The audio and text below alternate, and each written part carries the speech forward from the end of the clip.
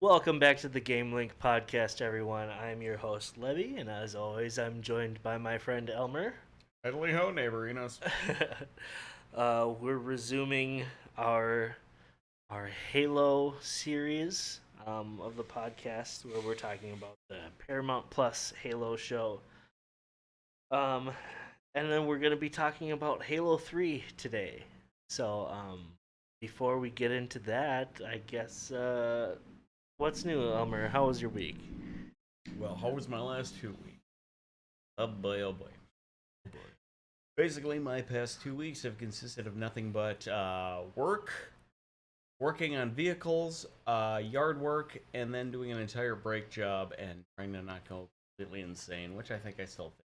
But anyway, no, it actually is somewhat of a comfort with all of the great episodic television that is coming to us this summer so Oh, far that is yeah. already broken. And then we had to sit down and watch more Halo. Yeah, but let's go into what's been coming out. What have you watched of the new stuff that's returning to TV? Okay. I guess I shouldn't jump the gun too much. No, I've sat down and so far I've caught some of the newest season of The Boys that just dropped 2 days ago here. I've been keeping up with Obi-Wan Kenobi and Disney Plus, and I just started watching the newest season of Stranger Things. Uh, Ooh. all three of them. No, I will say it helps to show just the importance of having prestige television instead of just mindless filler here, there, and everywhere. Stuff that's only a few, 6 episodes long, and it keeps you interested the entire way through. Yeah, yeah. I watched the first episode of the new season of Stranger Things. I really liked it. I hope I have some time this week to watch more. Yeah, that's cool. That's cool. What did I do the last? I guess 2 weeks now. So Um, I've been playing. I started playing this game, Tales of Arise, which is like the newest game in the Tales series. I think it still came out like a couple years ago though. But I finally started playing it, and it's great. I'm loving it. It feels a lot like it's just different than like your normal JRPG. Like it has some more like newer JRPG elements to it where you actually like camp overnight and cook and things like that. So kind of like Final Fantasy 15 a little bit. So I've been playing that. I also oh sorry. Sorry, one second. Hey, for listeners, if we don't end up cutting this out, it's kind of cute. Both my dog started howling somewhere in the background, and then his dog started barking along with her. So cute. Gosh, she's a little turd. So yeah. Anyway, so I started playing Tales of Arise. So that's a really good game. I'm super into right now. I also finally got a PlayStation 5. So I've only been trying for about 7 months, and here's like the process with getting a PlayStation 5 is because there's like this chip shortage and everything. Like I follow all these Twitter accounts that'll be like, "Oh, it'll be in stock on this website or in this store, like at this time," type of thing. And then you go to their website and you sit in a queue and just cross your fingers and hope you get a PlayStation 5.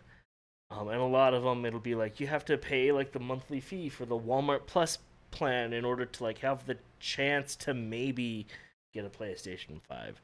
So like I've been doing that like 3 times a week for the last like 7 months, and I finally got a PlayStation 5. Um, so I'm really pumped about it. I'll be able to play like the new. I really just want it for the new PlayStation that are coming. So like Final Fantasy 16 and like the new Ratchet and Clank and the new God of War. So I'm really excited for those to finally. Um, let's see what else. I pre-ordered a new laptop for myself. So I pre-ordered. It's called the Framework laptop. So it's like this whole like build it yourself kit type of thing where the whole purpose of it is to be modular and repairable where in a couple of years once this laptop is out of date I don't have to buy a whole new laptop. I can take the motherboard out and use it in something else and just buy a new motherboard for a few $100 and put it into the same screen and keyboard and everything else. So I'm really excited about it. I can't wait to get it. So yeah, that's really all I've been doing the last couple weeks is obsessing over the new stuff I got. Well, I was gonna say, dude, you have literally the Lego set equivalency of having your own gaming. I mean, it wouldn't really be. I mean, I could play some games on it. It doesn't have like a graphics card or anything, just like Intel integrated graphics. But it is going to be running like the newest, like 12th gen Intel CPUs. And eventually down the line, they're planning on doing like different versions of the motherboard with like maybe an AMD processor, like whatever else. So who knows? Who knows what'll happen in the future with this brand? But I'm really excited about it. Um, One thing that matters is, can you play Crysis on it? probably actually at this point. But yeah, so today before we get into the details of the show and stuff, we're gonna be talking about Halo 3. So I think this is probably like the most popular one that everyone's familiar with. Hopefully, right? Like this game was iconic. Um, So, like as we learned with the last podcast, Halo 2 was a critical and commercial success. Its development had taken like a pretty big toll on Bungie. Um, like it was rushed and like they had to cut like a whole final act like in the game's campaign. And Bungie at this point kind of really wasn't happy with the whole merger with Microsoft and all that stuff. So um, Bungie was kind of seeing this like Halo 3 as their chance to like make it up to the fans and like make the game that they wanted to make and all that stuff. Um, and it was also their last main series Halo game before they like separated from Microsoft, became an independent studio again. So after Halo 2 released, the Bungie co-founder Jason Jones left on a sabbatical, and just like with Halo 2, it left the team for Halo 3 with pretty much no direction and no leadership. Again, um, like different staff members would kind of like wrestle and argue over like who would take different creative positions on the project and things like that. Um, and there was really never any clear like creative decisions on who was gonna decide things and give direction to the teams and everything like that. So um, it kind of just sounds like a shit show all over again, honestly. The story writer Joseph Staten, uh, he took a vacation after coming into a conflict with another staff member. So then there was also no real clear person who was responsible for the game's story either. Uh, so the story ended up being drafted by a committee of people and then presented to senior Bungie members, and then kind of decided upon that way. um, so the composer Martin O'Donnell recalled that he didn't feel like the draft for the story would work because it left out previous characters and plot threads and like just really too much. Um, and because he had recently seen the Firefly movie Serenity, he insisted that the characters should that some characters should die to increase the stakes and kind of bring interest to the story. So he returned and helped rewrite some of the script after the plot had been established. I don't know what's a worse feeling right now. Realizing when you said that this game was influenced by Serenity that had recently come out, I don't know what is more of a creeping, looming threat on my psyche. knowing that Serenity was 17 years ago and that this game came out 15 years ago, soon to be at least. It's like, Yeah, that's crazy, right? Um, mhm.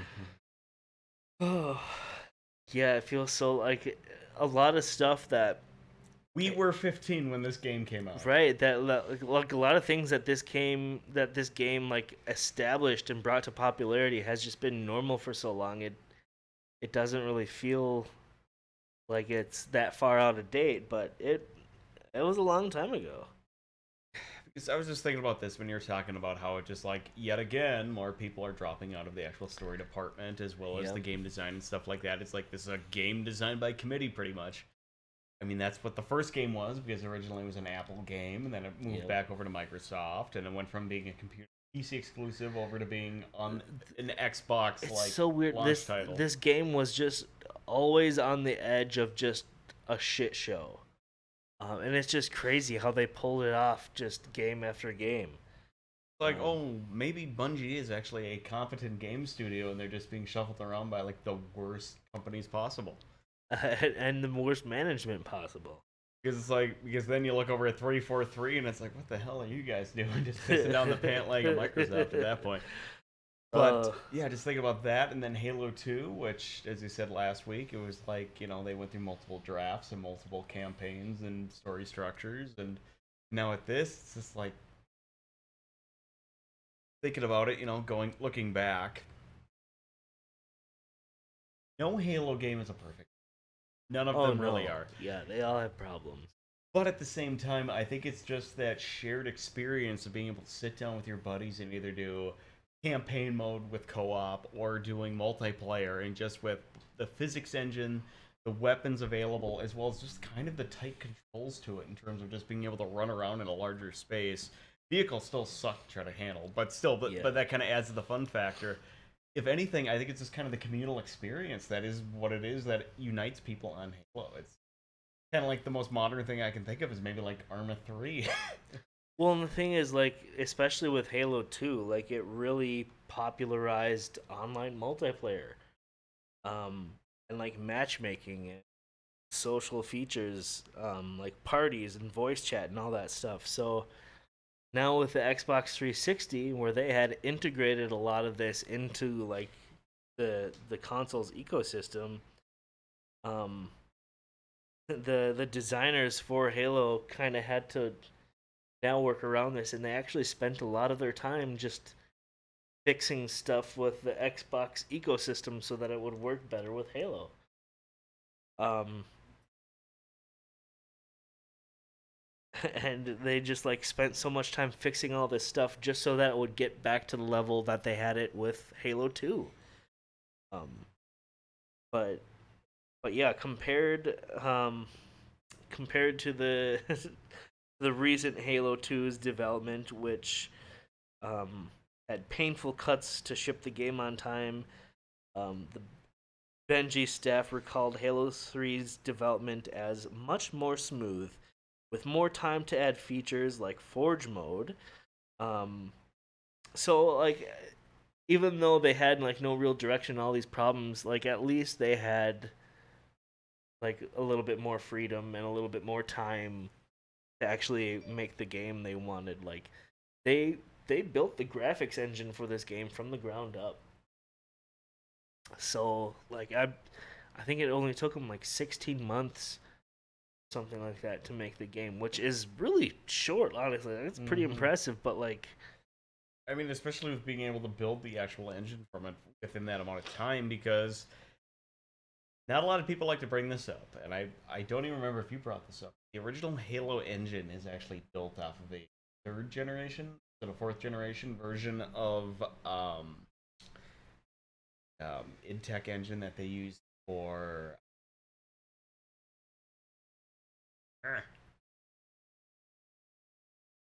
Quake. The second Quake is what. It's an actual build off of that engine is for the second Quake, or like the third or fourth generation. Yeah, Quake engine. That makes sense. I can see that. Which is kind of a weird sort of linear coincidence between Halo and Half-Life, because both of them have some. Well, the kind of the nice thing about the development of this game though was for like the first time they were actually really like open about the development process and how things were going and where they were in the process and all that stuff. Like they would post pretty much like weekly updates to their website.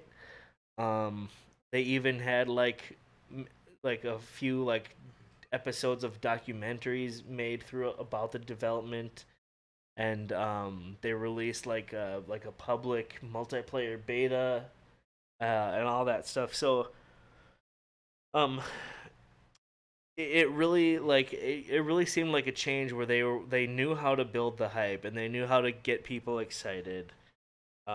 Are And you gonna bring up I Love Bees? uh, no, actually, but one second. So um, they actually used the public multiplayer beta to help fix some issues with like the enemy AI and stuff in the but what's this about the bees? I Heart Bees. Hear about that? I don't know if I'm familiar with this. Oh, you keep reading about that during my segment because all I was gonna do is talk about Jonathan Liebsman. I will side tangent over to I Heart. Okay. Well, I'm almost done here. So Microsoft spent $40 million marketing Halo 3, and they pretty much use this as a way to push the Xbox 360 on people and to sell more consoles, and that definitely worked. Um, Marketing for the game was kind of done in stages, so like they would do trailers of the game, then they would have real-time cinematics for the game. They'd have recorded like multiplayer gameplay sequences for advertisements. Then they even had like pre-rendered CGI trailers, and I think they did like a short live-action film to advertise the game. They did. It was directed by Neil Blomkamp and produced in-house at Weta. It was basically the trial run for doing basically like a teaser setup between Weta Studios with Peter Jackson with Wingnut Films of trying to do a Halo film, and they are incredible. Landfall, I think it was. Oh yeah, okay, I remember that. That rings a bell. And my apologies. I Love Bees was actually the virtual marketing campaign for slash ARG for. Oh, gotcha. So my Gotcha. apologies. Well, anyway, yeah, my point is that for as many problems as they had, they really did a good job marketing Halo 3 because I know it's something that you and I and our friends obsessed over for a long time before it came out. They did a good job. They did a very good job. Such a good job to this day. I still remember the exact day that game came out. I actually had my original sticker that I had on my pre-ordered copy of Halo 3 that I had to get at Walmart in our hometown. That kid, and that sticker said 7/25, 2007, Hmm. which was also the same day as my father's 48th birthday. 48th birthday. 48th birthday. So no, to this day I will still remember that. And I'm just like, man, what is wrong with my life? Oh, yeah, but I mean it's just like I don't even like the story aside, like this game is just it was like the defining Halo. And I think it still has that like it set the Halo standard. So Like a Nissan truck, just standard. well it set the bar for Halo games, right? Like everyone compares Halo to Halo 3, whether they're deciding it's good or not. Yeah, I can kind of see that.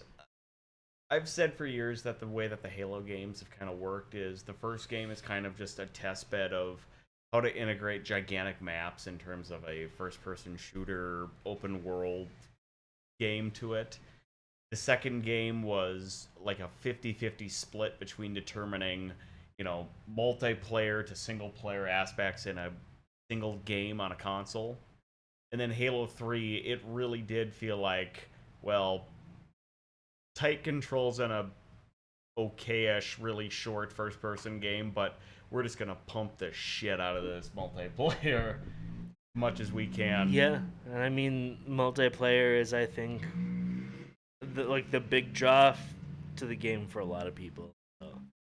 But the one thing that they did, interestingly, throw into Halo 3 here, which really did kind of help to bring upon the next generation, at least I'd say first part of that generation, was kind of the Horde mode in a way, with well, maybe not quite Horde mode, but just the 4-person co-op. Oh yeah, because that was the one thing that they said about this, where the original 2 Halo games, they had it where you and another friend would be able to go through and complete the mission and the story and help bring balance to the galaxy, kind of thing. Well, in this one, all of a sudden it's you and 3 other friends get to run around and have fun and save the universe, kind of thing. Yeah, and it was like one of the like later games to do like even just like 4-player like local multiplayer. Mm-hmm. Like for us where we grew up didn't have like much options for high speed internet, or like a lot of us lived out in the boonies or like couldn't afford Xbox Live or whatever it was. We just still played like Forge mode and whatever else just for hours and hours. I remember your 16th birthday. We were camped out, split between like 3 rooms in your parents' house. We had one system connector, and we had all these LAN cables running around there. Xbox 360s tipped on their side, and we were having like 12 to 16 people sitting there just running around on Sand Trap with those frickin' elephants, just trying to slam them into each other and see what happens. So. Yeah, those were good times. This was like one of the last games that you would like local LAN with people with. So like, yeah, I remember in high school, like going to parties and like someone in their pole shed would just set up a bunch of tables and TVs and get like a 16 port network switch, and we'd just do like 8v8 rounds against each other and stuff. Like this was some cool ass shit back in the day. But yeah, so what did you decide to research for these episodes? So we watched episode 5, 6, and 7. So before we get into the actual talking about that, the main director of two of the episodes that we watched tonight was a gentleman by the name of Jonathan Liebsman. He's somebody who I've actually kind of paid attention to the entirety of his career. The main reason I'm bringing up Mr. Liebsman is because, not Jonathan Liebsman, sorry, Doug Liebman, known as Jonathan Liebsman. What the fuck, Google? What are you doing to me? Yeah, it was Jonathan. God damn it. Sorry, guys. But anyway, so more so than anything else, unfortunately, I'm kind of grasping at straws here because, after nearly 20 years, this is the main sort of live action Halo series that's kind of come to be. They've had some tie-in live action series like Levy here was talking about earlier with the Landfall short that was produced within Weta, and then for which we'll probably go into a little bit next week when we go through the original Bungie produced stuff with E and Reach. We'll go into some of the stuff that the live action production stuff they did for that. But pretty much this is kind of the main thing I could kind of grasp at before I kind of talk about more so the series we're talking about on the whole. But Mr. Liebsman here has, believe it or not, because I made a little joke, a little joke here and there about how this guy is just like the most down the middle sort of director possible. Movies from our past when we were kids growing up, we see a trailer for it and go, well, that looks interesting, I want to see that. And it'd say Jonathan Liebsman at the bottom, you'd be like, do I really want to see that? But at the same time, you go see it and go, yeah, that wasn't good.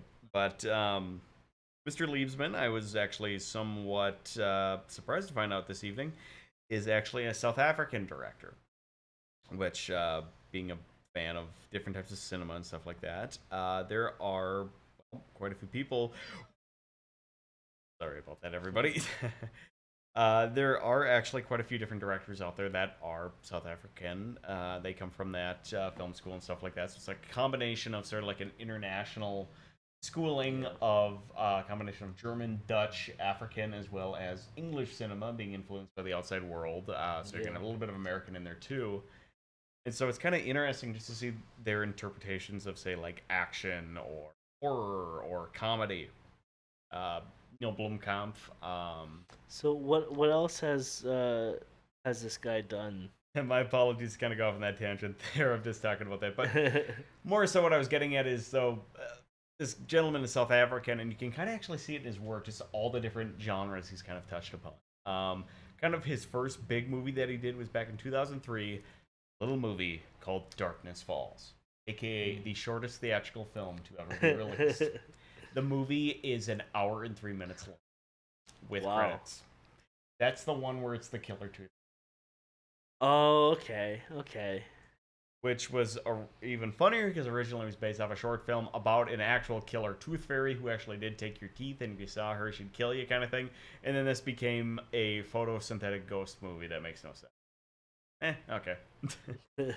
But after that, he did Texas Chainsaw Massacre: The Beginning, the prequel to the Michael Bay produced remake of the Texas Chainsaw Massacre. The best part about that movie is Arlie Ermy is in it, and Arlie Ermy is great. After that, in 2011, he did Battle Los Angeles with Aaron Eckhart, aka Aaron the Chin Eckhart, who friends of ours over at Bloody Good Horror once said when they reviewed that movie 11 years ago that, dear God, that helmet strap they put on him gave him the ultimate chin cleavage, so he could really just take that butt chin in the entire film.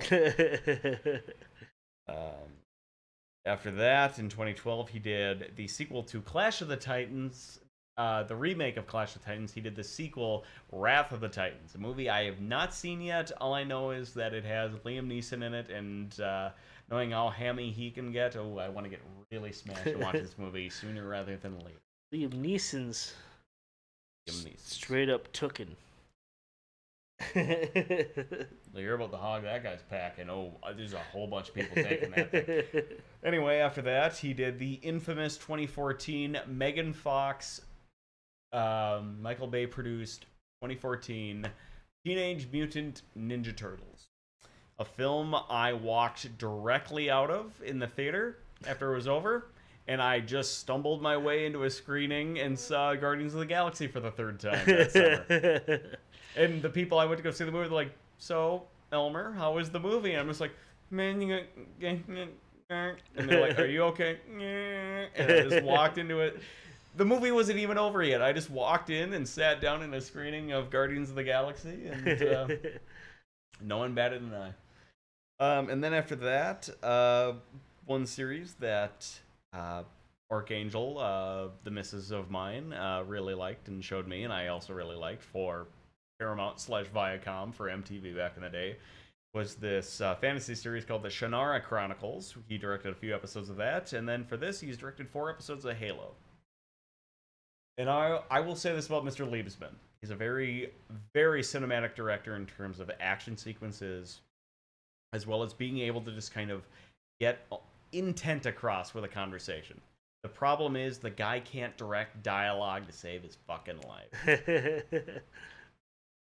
And I don't know if just how boring just the dialogue in this show is. I don't know if that's his fault or if it's just always gonna be bad, because this show is, when there's not anything happening, it's hard to watch.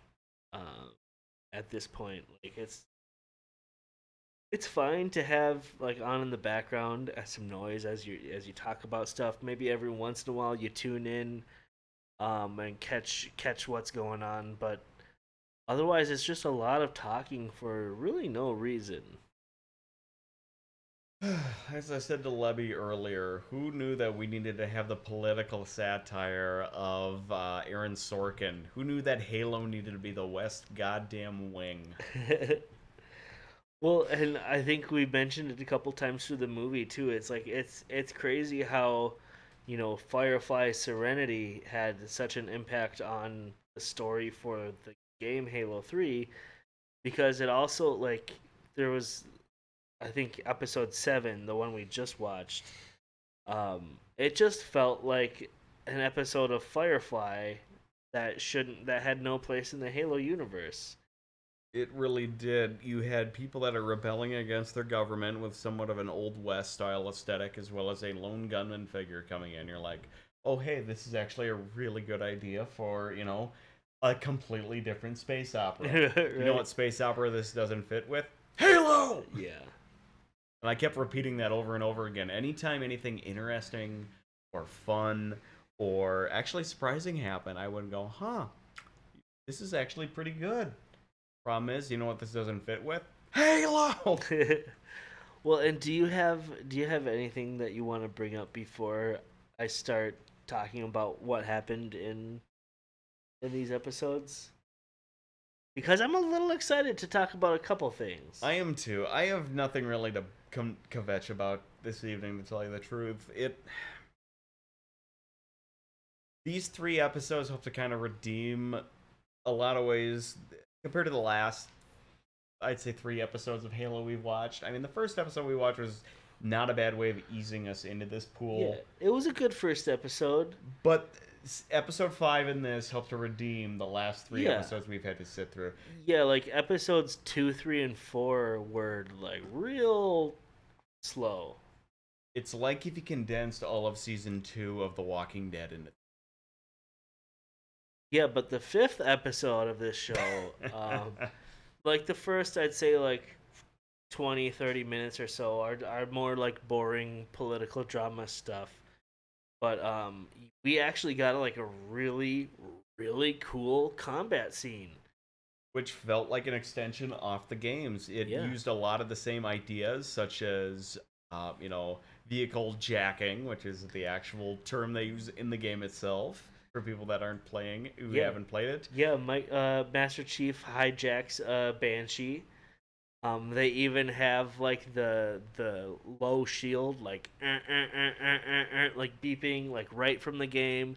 They do a couple of shots which are really cool, like right from Master Chief's visor. So it's like the first person, like HUD layout and everything, where you actually see like a reticle on the targets he's aiming for and things like that. Like it was a lot of like really cool like touches and just like stuff that we wanted to see in this action scene. And the whole time we're going, this is fucking awesome. Like I want more of this. Like where has this been the whole time?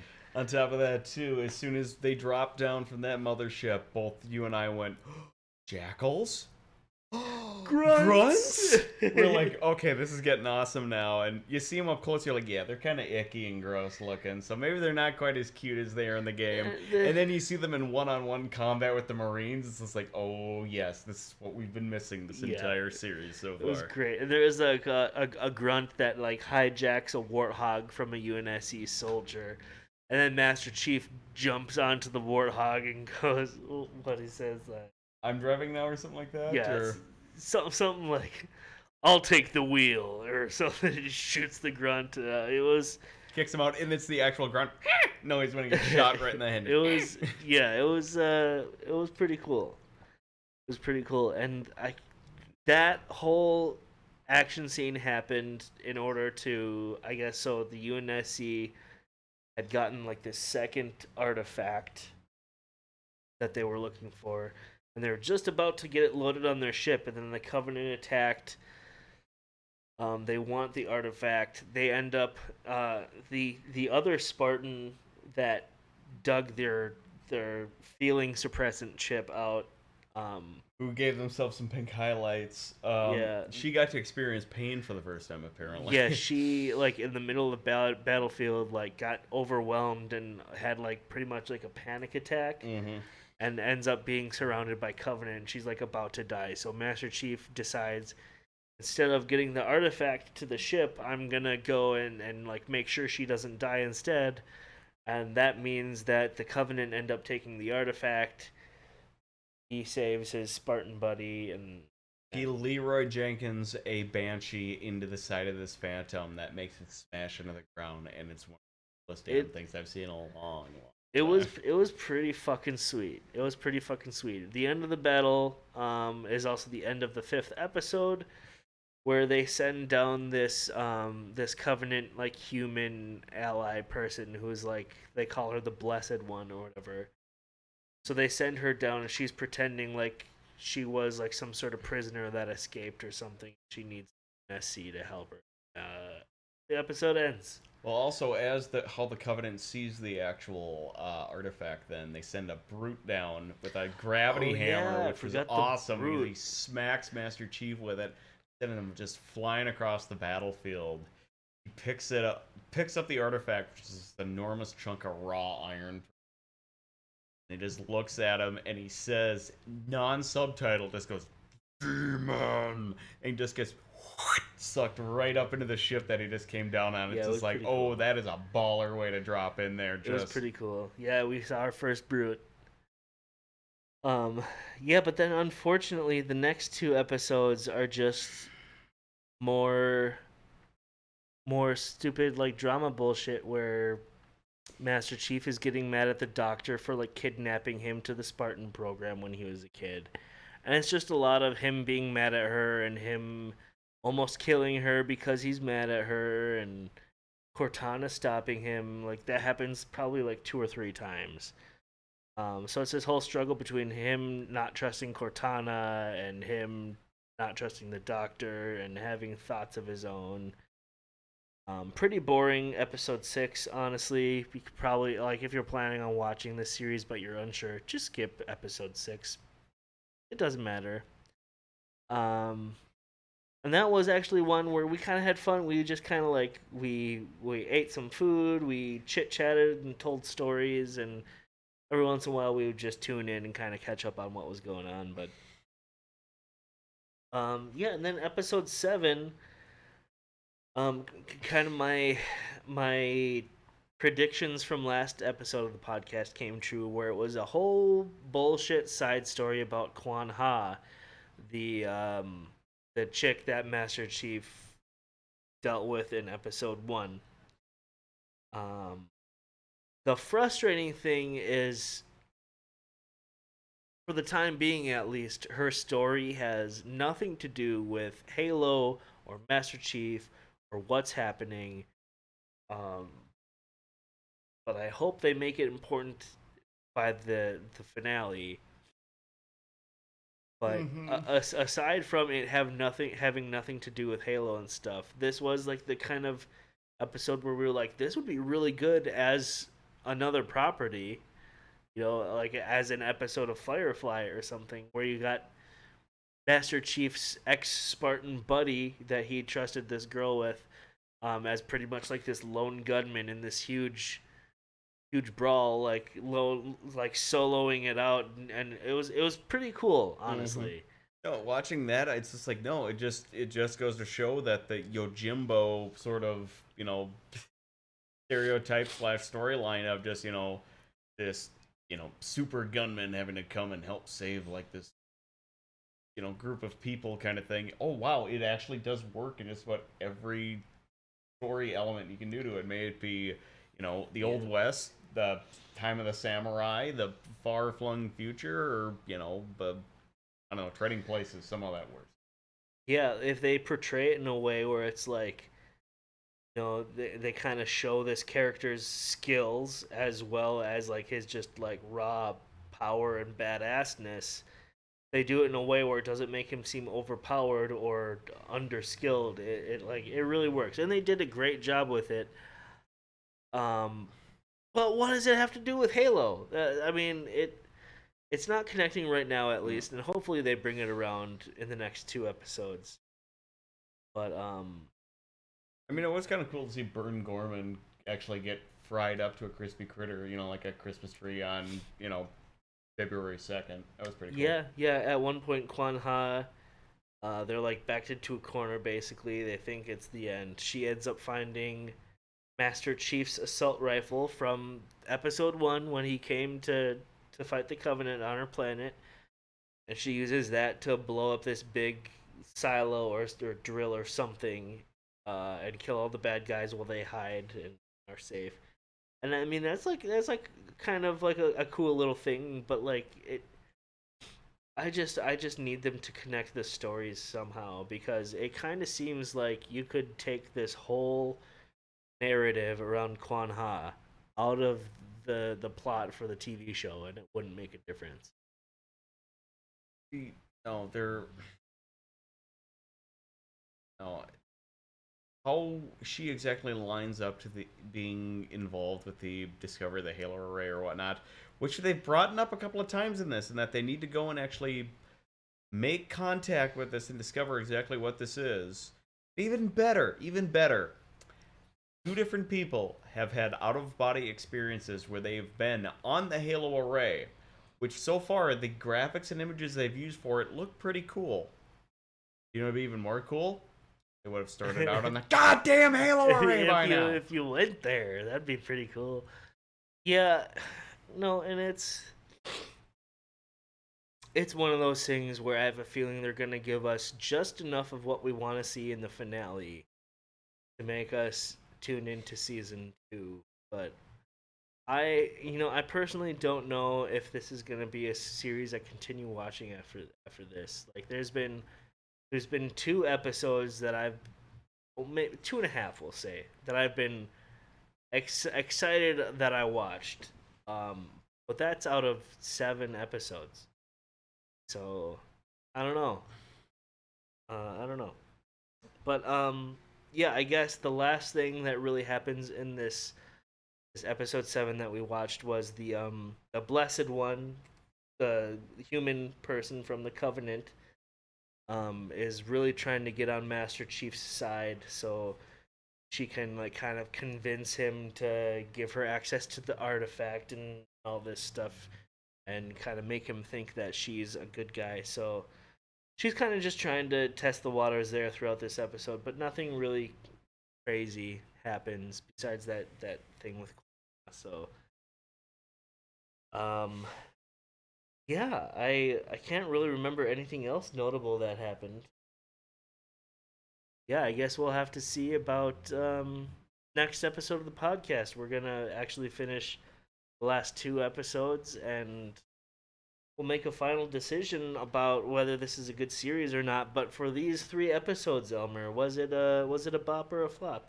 Well, unfortunately, I'm gonna have to say it negates itself, and it's just right down the middle.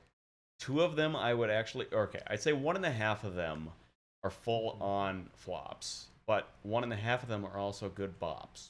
There's one thing I'm also gonna say about this fidelity of your camera you have before. It is crisp and smart enough that not only can you see my chest hair just peeking through my shirt I'm wearing right now, but you can see almost the entirety of the pattern of the shirt that I'm wearing. There's just one problem with it though. The contrast is so off on it that both my shirt and your shirt look white in this, and we're both wearing pink shirts right now. Yeah, no, I need to mess with the settings. I decided to change my lighting to. Anyway, no, I just figured to give a little teaser off to the people that normally listen to us to try to entice them to watch us when we do our Twitch streams. You know, give or take, maybe at least we're gonna try to pick it up a little more this summer, but about at least every other Sunday we've seemed to do them. But yes, you get to see two of the pastiest white motherfuckers you've ever seen sitting on a couch in a living room in pink t-shirts talking to you about video game stuff. So why would you want to miss that? But yes, no, I would say that 1.5 of these episodes was a bop. The other episode and a half was a flop. Yeah, and I can agree with that. I'm gonna say overall a bop though, because like episode 5 nailed it. Like that's what I want out of this series. 10 out of 10. Well, 9 out of 10. Episode 6 was a complete flop. Episode 7, I'm gonna give it a bop, even though it had nothing to do with Halo. It was still fun, and I think that's what it comes down to. So I'm gonna say bop for these 3. I'm really hoping that the finale really ties everything together.